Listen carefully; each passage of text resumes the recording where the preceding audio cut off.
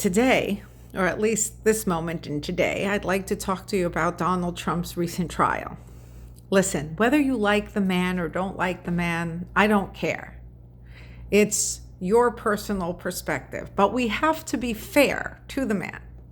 Not allowing him to go to his son's graduation is a little overboard and a little psychotic, if you ask me. But on another note, I kind of have to admire what he did in New York at the bodegas, or bodegas, as President Biden would so eloquently state. I don't even think President Biden knows what a bodega or a bodega is, nor has he ever been to one or passed by one, but I digress. My whole point is that Trump, regardless of his status, is willing to mix and mingle with the common folk like you and me. And he was much better for the economy and the world at large. So when it comes to the people in the bodegas, the poor guy who had to go back to the Dominican Republic, see, I'm not against immigration. I'm for immigration. People who come here willingly, willfully, with the intent of bettering the nation, not imposing substandard cultural paradigms on our nation to worsen it, but to help improve it, and who come here legally and pay their dues, like I paid my dues in other countries when I emigrated there, and like my husband did when he emigrated here or immigrated here. But that's neither here nor there. The point is that those of you who don't see through the curtain, through the make-believe curtain that Biden has put up, and you think he's for you, people currently in the Democratic Party, and except for Robert Kennedy Jr., I think the man has some good ideas, but he's like an old school Democrat. He heralds from a heritage of John F. Kennedy Jr. and the rest of them. So kudos to him. I like him. And even if he doesn't win, I hope President Trump can find a place for him in his cabinet. But regardless, the people who are currently in power, I firmly believe, are trying to divide us because they are trying to destroy us. And they are especially trying to destroy those who they don't identify with. And how so? Take a look around with all this BLM and diversity, equity, and inclusion and all this other alphabet soup nonsense that's going on in our world. Bottom line, if you're in a hospital and you need a blood transfusion, you're not going to care who that blood transfusion is coming from. All you're going to care about is that the blood type matches yours, that the blood is readily available, and that the transfusion will be successful enough to save your life. And that's the same when you're fighting a war in a foxhole. You don't care about the color or religion of the person next to you. All you care about is you saving his or her butt and he or she saving yours. With that said, look at the current state of affairs across the globe. We see the highest statistics of crime in the most impoverished areas. In the areas where, for lack of a better term, the minorities reside, or what were once classified as minorities. Personally, I don't believe in classifying people. I think it diminishes them and demeans them. You should never say, I'm married to a black man. I'm married to a white guy. I married an Asian girl. I would never say I married a blonde. I would never say I married a guy with blue eyes, because it doesn't make a difference. I married a man with this and this quality. These are his assets. These are his deficits. These are. So if we're not going to categorize by height or eye color or hair color, we really shouldn't put people in boxes. We should just say, my husband's name is Tom, or my wife's name is Mary. And it doesn't matter if Mary is black or white or Hispanic.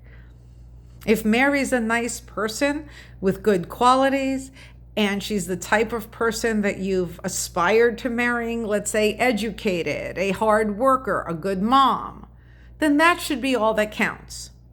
So with that said, how does it stand to reason that areas that are populated by mostly what have traditionally been considered outsiders, minorities, the lower socioeconomic strata, populated by people of lower economic strata, how is it that we can justify those children who have really no say in society?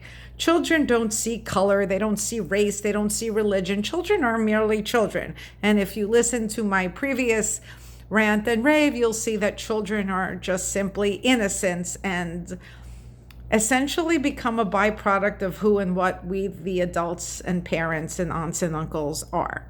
But anyway, how is it fair then that those children are subjugated to a less than stellar education in comparison with their peers who live in more affluent neighborhoods? And that doesn't necessarily mean white neighborhoods. There are plenty of white kids who live in middle class America, who go to regular public schools, who are under the same duress and disadvantages as the children who come from lower socioeconomic strata, especially in today's day and age where Bidenomics has made virtually everybody poor. Heck, you have billionaires crying, begging for financial mercy.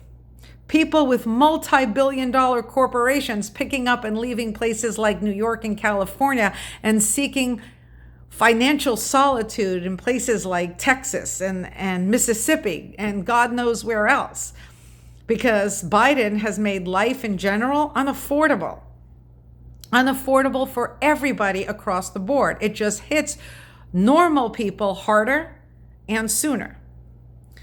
But Biden went to a bodega in the heart of Harlem, and the Hispanic population seemed to adore him. And why wouldn't they? Because he's not afraid to go into their community. And why should he be? They're people just like you and me.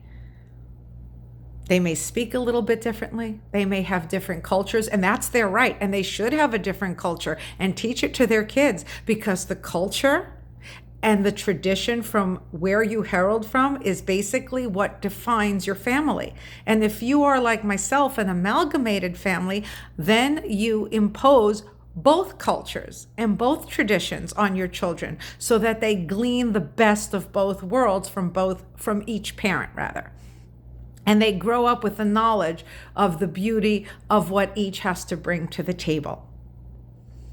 And so Trump is not afraid to go into a Georgia Chick-fil-A or into a Harlem bodega, just as readily as he would go to a soiree in the Hamptons or to the French Laundry in California. He can be comfortable with the elite and the upper echelon, as well as the regular men and women who make up our communities, our societies, and our world. So with that said, it is just as imperative that anyone in power treat everyone they represent with the same dignity and grace, with the same relevance and importance. Sure, people in the Hamptons pay higher taxes for better schools, but those better schools, if we really think about it, should be relegated to private schools that parents pay out of pocket for. But when you're digging deep into your pockets and paying astronomical taxes in places like Long Island, New York, where they're unjustifiably high, and in places like California, then you really shouldn't have to have public schools that are lacking for books, computers, and good educators. Nowhere in America or North America or across the globe for that matter, nowhere should we be lacking in education for our children, in healthy food choices. And I don't mean just ordering from a deli. I mean getting in like some chefs or cooks. Yeah, it might cost a little more, but I'm presuming that most parents would be willing to dig in a little deeper into their pockets to prevent their kids from winding up with cancer or diabetes. Replace soda machines with smoothie bars, perhaps, for starts.